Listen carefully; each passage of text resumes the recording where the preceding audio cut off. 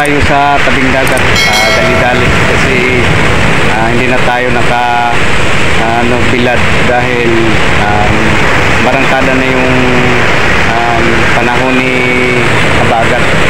Naabutan tayo ni habagat time na, kaya yung mga bangka inangat sa taas para di maabutan sa naglalakihang alon. Ay, naabutan tayo ng habagat guys. Hindi na ako nakabilad ng pusit at saka mga isda.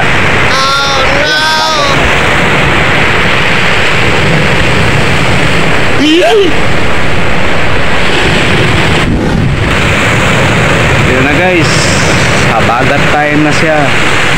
Lalakihang mga alon. Hindi na maanuhan ng bangka, wala na makapagpalaot dahil naglalakihang mga alon. Ayan guys,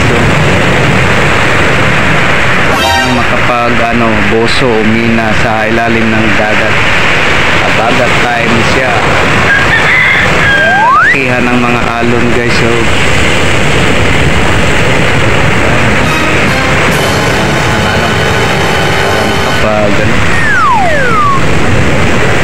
Yan si Tatay Simo.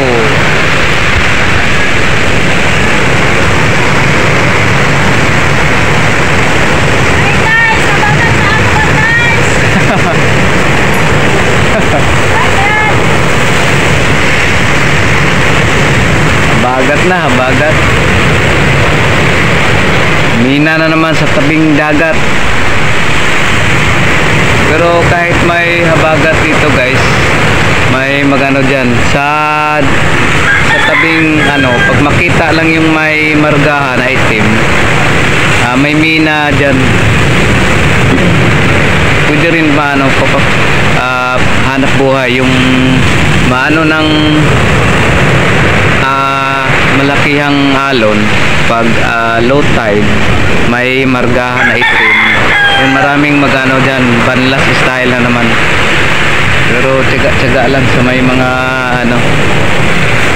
sana makapag din tayo extra para may mayroong pocket money, pero hindi maasahan talaga kasi yung arangkada dito yung banlasan, kailangang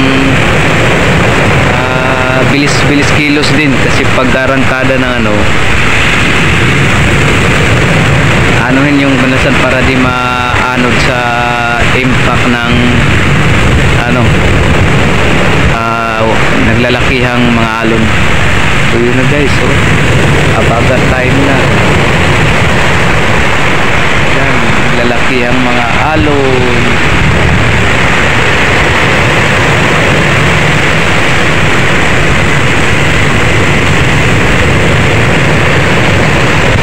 Tapos yung mga bangka nakaangat na sa taas para hindi maabutan ng lakihang mga alon.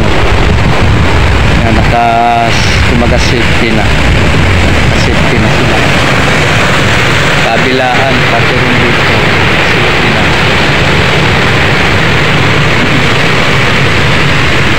So yun na lang guys, panahon na ni habagat. Swerte sa nakapag asin, nakapag ng bilad. Swerte kasi na ganitong panahon wala nang isda, bihira na lang makapagpalaot. So yun na lang guys, hanggang sa susunod na video. Babu.